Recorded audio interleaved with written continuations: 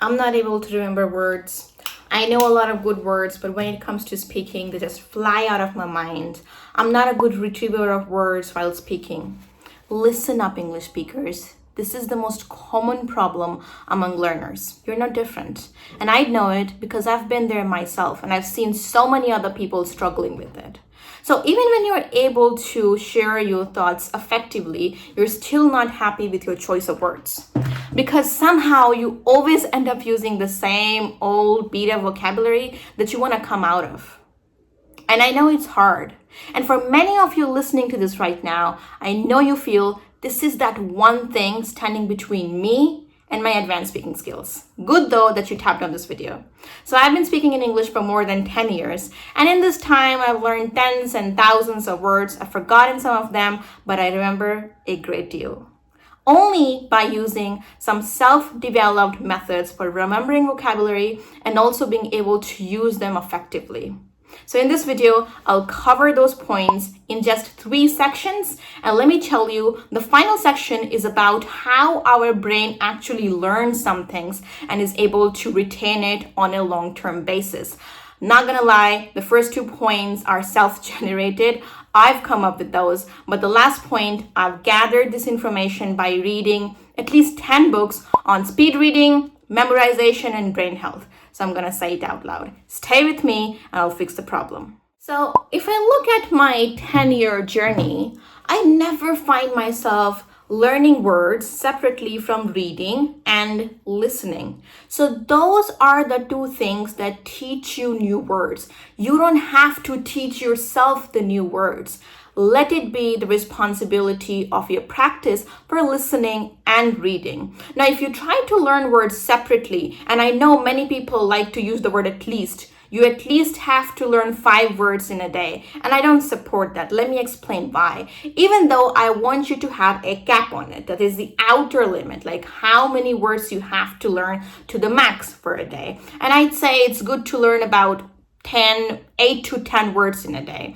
But what I want you to do is listen to a great deal of English, read a bunch of books, and try to jot down every new word that you come across. But if you come across a word that you think you'll never be using, for example, astronaut vocabulary, totally skip it. So we're going to take notes of the things that you'll be able to use immediately and the words that you might be able to use after some time when you develop more advanced skills.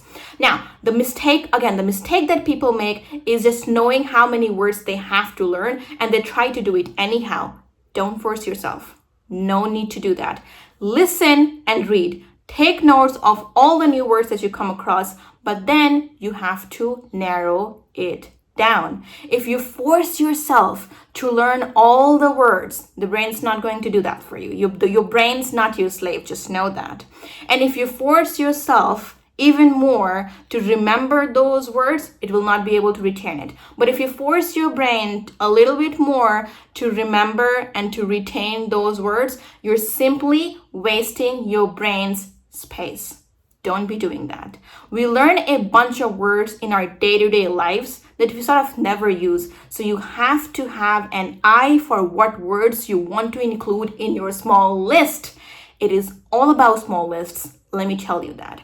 Even though at the end of the day, you will be able to learn hundreds and thousands of words with your small list, but keep this in mind, your list has to be small. Set an outer limit, which brings me to my second point. How do you decide which words to keep on that small list? Because the list is obviously small, so you have to be more careful, and which words to take out or skip. See, I've been teaching English for quite some time now, and this, I didn't realize it when I was starting. This has helped me learn and remember vocabulary so much, I cannot even explain in words.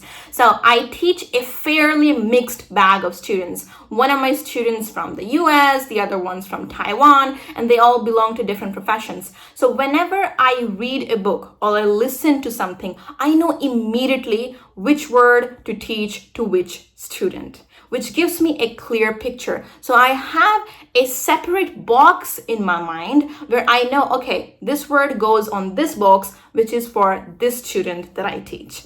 Now, this is how clear you have to be in your mind to be able to return the words that you learn. And for you, obviously, not everybody listening to this thing is a teacher. So you have to know according to the life that you live, I mean, your personal life, the kind of conversations that you have with your friends. If you ever talk to your friends in English, and even if you just talk to yourself in English, what kind of topics do you like to talk about? This is an important practice. If you don't have anybody around you, try speaking to yourself. And even then you'll realize that there are some common topics. You like speaking to yourself about your hobbies, like playing chess maybe. Back to the point.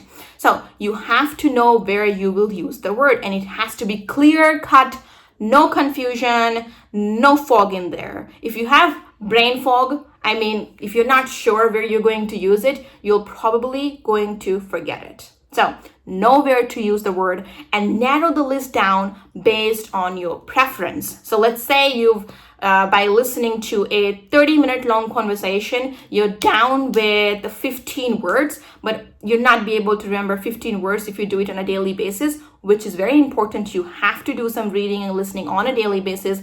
And so just like learning words will take care of itself. Books and listening to some things will teach you vocabulary almost automatically. It is a byproduct.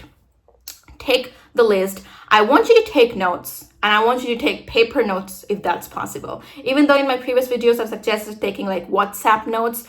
Okay, but if you want deeper memory, you need to involve more senses, your senses by their touch senses. So by writing, you'll be able to remember it better because you're speaking it, you're looking at it, and you'll also probably visualize it, which will be the next point, but not just visualizing. Let me tell you, I'll add it to make it the best way to learn vocabulary. It is not simple visualizing that I'm talking about. We'll cover that in the next point. Narrow your list down and know where you're going to use it. Now, let's, for example, say that you overuse the word tired. You realized it, or you had a teacher tell you this. Let's say your name is Jamie. Jamie, you overuse the word tired. Maybe you should learn some more words. Now, instead of just checking some synonyms for tired on Google directly, or just picking up a dictionary and trying to cram down some words, you can be on a lookout.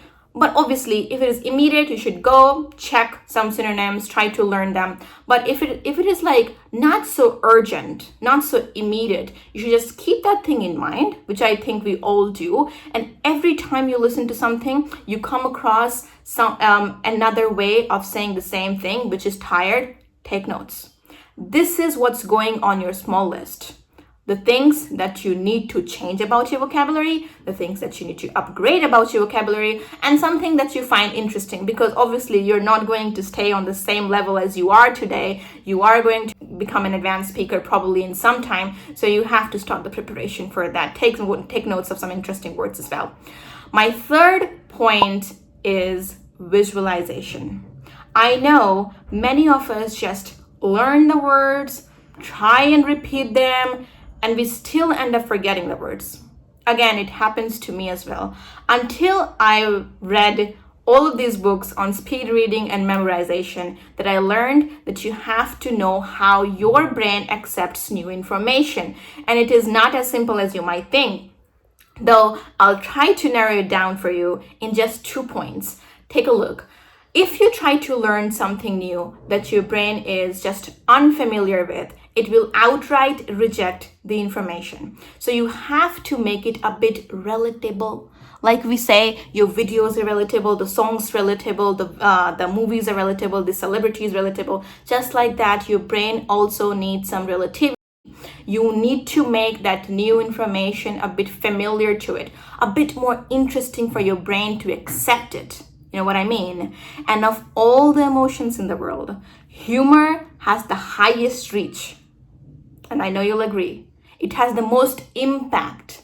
If I tell you a joke and it is hilarious, you laugh for the next 10 minutes, you're rolling on the floor laughing, I think you'll never forget this moment because of the humor injected into the moment. And that's why I want you to inject some humor into your learning. This will help your brain not just remember the words, but also be creative with it. I'll tell you about it. So let's say you have to learn a bunch of words, okay? And you have to take the list and try to associate something with it. Picturize, visualize. Sounds like old advice. Oh, everybody asks me to keep visualizing words to remember it better. This is old advice. This is not really old advice, because I want you to make that picture funny.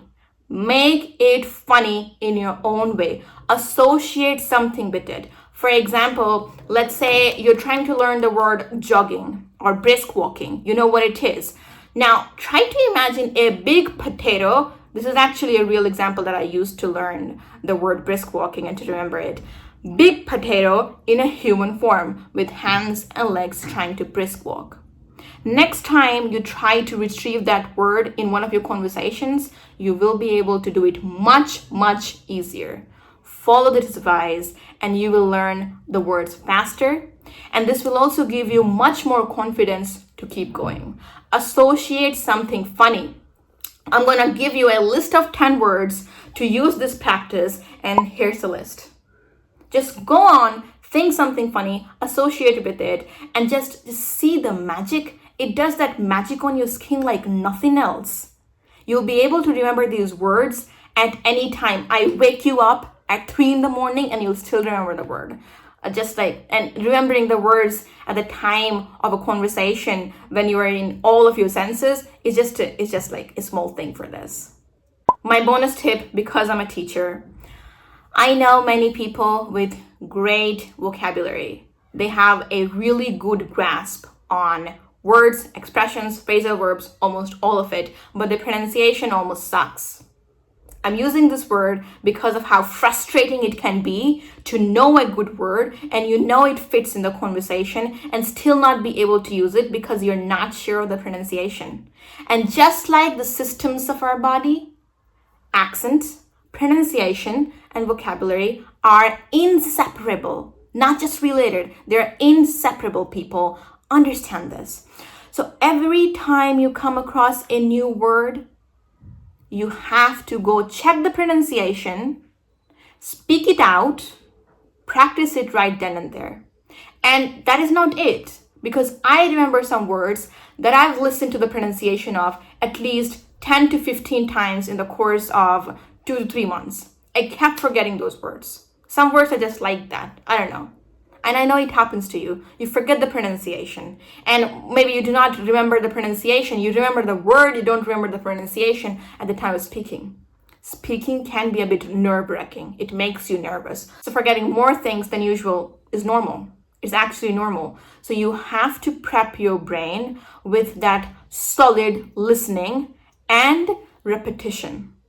Repeatedly listen to the same pronunciation day after day. If you think you need to listen to the pronunciation every single day, go on. Try using that word in one of your conversations. You see you are not able to do it. Go listen to it for pronunciation. Whatever frequency you set for yourself, it depends on you, how often you have to repeat the pronunciation. Because I know, even after knowing all the good words in the world, you're very less likely to use them if you do not know the right pronunciation or if you've forgotten it.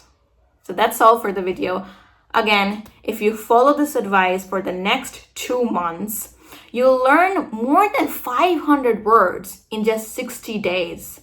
It depends on your level, the kind of words that you're going to learn, but this will definitely upgrade your English and you will be tapping that next level of fluency. In 60 days, be back with your progress report and I'll be very happy to have a chat with you. Thank you so much. I'll see you again in the next one.